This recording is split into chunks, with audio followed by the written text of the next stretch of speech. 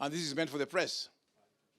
On 11th April 2025, I received a letter of resignation from His Excellency Cyprianus Eliud Awiti, former governor of Homa Bay County and a long-serving deputy patron of Mahia Football Club, citing health concerns that I have read. The club has reluctantly accepted this resignation and thanked the outgoing deputy patron profusely for his dedicated and distinguished service. We wish him good health and success in his future endeavors. The members have subsequently resolved, after much scrutiny and in the interest of the club, to appoint Honorable Eliud Owalo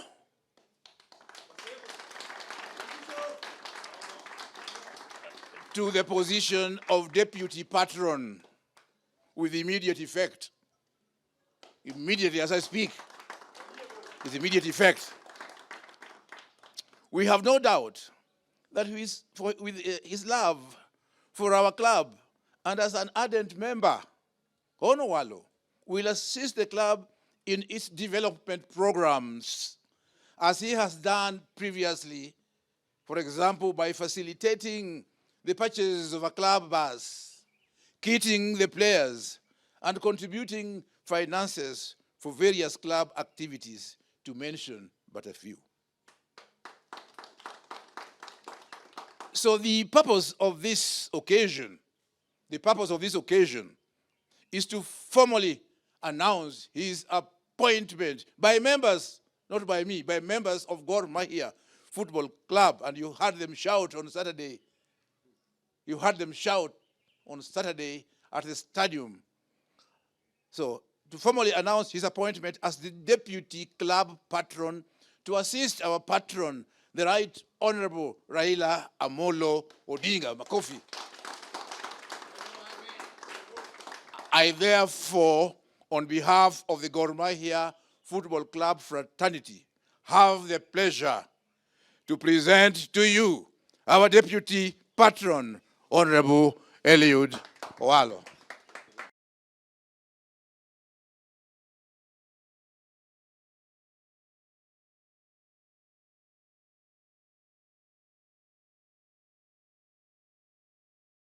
I hope this letter finds you well.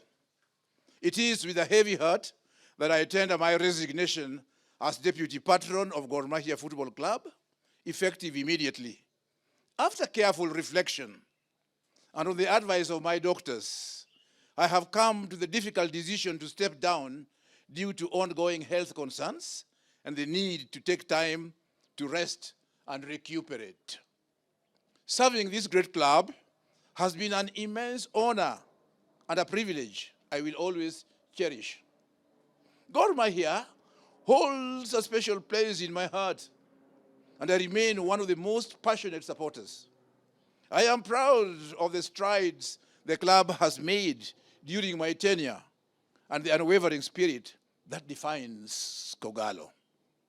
While I may be stepping back from official responsibilities, please be assured that I remain available to support the club in any way I can. Whenever called upon, my commitment to the success and legacy of the Mahia will never waver. I thank you, the executive committee, the technical team, the players, and fans for the camaraderie and support I have received throughout my service. May the club continue to scale greater heights, both locally and internationally. It is with great humility that this afternoon I accept my appointment as deputy patron of Mahia Football Club. I must thank the club leadership, the management, the players, the fans, and the entire Mahia fraternity for bestowing upon me this privilege of serving this club, which I've associated with since my childhood days, in the position of deputy patron. In the same vein, let me acknowledge with gratitude the role that has so far been played by the patron of this club, Honorable Raila Amolo Odinga, over the years, in supporting the club materially and otherwise, depending on unfolding events from time to time. All of us as a Gor Mahia fraternity, we owe him a great debt of gratitude for that. Equally, I must appreciate the tireless efforts, passion, dedication that has hitherto been exhibited by the outgoing deputy patron, my friend, former governor of Homa Bay, Cyprian Otieno Awiti. I'm aware that as much as he has formally stepped down from this position, he will continue remaining available for advice, guidance to the club management and the entire club fraternity on need-by-need basis, as the case may be from time to time. But having said that, and having accepted my appointment to this position of deputy patron, may I state from the onset that my primary goal is to bring in fresh impetus with a view to re-engineering, rejuvenating and revitalizing the operations of Gor Mahia Football Club so that we can position it as the biggest and most successful football club in Africa. That is my vision. And working together with the patron, the club management and the entire Gor Mahia fraternity, my primary objective, first of all, primarily, is to ensure that within the shortest time possible, we facilitate the construction of a stadium for Gor Mahia Football Club. Together with a clubhouse and other attendant facilities, such as houses for the players and technical bench. It is a pity that clubs like Simba and Azam Football Club, which hitherto had been playing second fiddle to Gor Mahia, are today powerhouses in soccer in the region and even have better facilities than we do. We cannot continue like that. We must correct that anomaly. So in the not too distant future, we must acquire a stadium, a clubhouse, together with other social amenities for this club, including but not limited to houses for players. The other area of focus that we need to work together on, good people, in the immediate term, is to ensure that this club has got a professionally run and fully functional secretariat. Under the coordination of the new Secretary General, we want a situation where the club is professionally managed, with the leadership exhibited by the chairman and the vice chairman, but a fully functional secretariat, operational secretariat, where even club members can go and raise issues of concern and also make suggestions as to what needs to be done with a view to strengthening the operations of the club. And then we come to players' welfare. But before even we talk about players' welfare, we come to players' recruitment. We would wish to see a situation where at the end of every year, we bring in quality players. We will do everything that we can to bring in quality players. I would wish to see a situation where we start by recruiting players locally, and if we are to bring players from outside, they have to be players of no mean repute. I would wish to see another Halida Ucho, another Geoffrey Walusimbi, another Jacques Tuisenge, another Medi Kagere, just to mention but a few. And we have the capacity to bring in such players so that we can position Gor Mahia effectively, competitively in the marketplace. But coming to players' welfare, it pains me a lot to look at the situation which some of our players face when they get injured. I would wish to work with management to ensure that we have got a medical cover for our playing unit. Yeah? A medical cover for our playing unit, so that as and when they fall sick or get injured, they can get immediate medical attention. And then we need to work on the fan base of the club. We have got so many fans, But we need to turn these funds into members of the club. Within the next 1 year, what stops us, for example, from getting a minimum of 1 million fully registered members of this club so that they can become part and parcel of the running of the club, both in word and in deed. Are we together, good people? But also, we want to see good governance in the club at all levels. And that will mean that we need to put in place policies, systems, and operational procedures. Be it in recruitment, we must have a recruitment policy for players, what guides us in the recruitment of players and other staff. Yeah?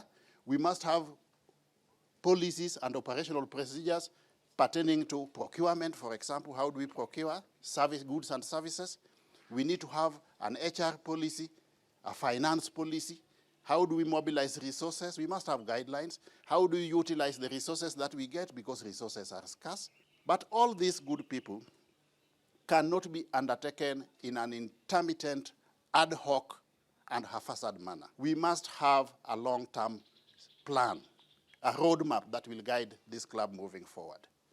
So I look forward in the shortest time possible to have a proper, sound, elaborate, strategic plan for the club that will guide our operations moving forward, so that we have got a clear roadmap, looking back at where we have come from, where we are at this point in time, and where we want to see the club in the future. If we work together from all facets of the club, bringing on board all stakeholders, their invaluable contribution, we can easily position Gor Mahia as the biggest and most successful club in Africa. And we have got the wherewithal, we have got the capacity, we have got the brains, we have got the players. Lakini Masa, we don't have the luxury of time.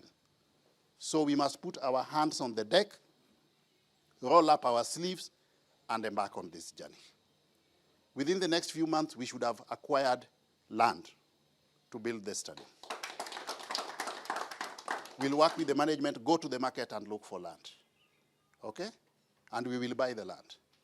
Subsequent to that, we'll bring in on board consultants to do the design, get a contractor, and we start building a stadium, our own stadium as a club. And that will also be a revenue stream, yeah? And also saving in equal measure, because we will be able to have our own training ground. We will be able to host our home matches there. With our fan base, we should be able to get adequate resources through the effective utilization of our stadium once we get to that. To all our stakeholders, I want to assure you that all that we have said is possible to be done. And the message that I leave you with is, watch this space.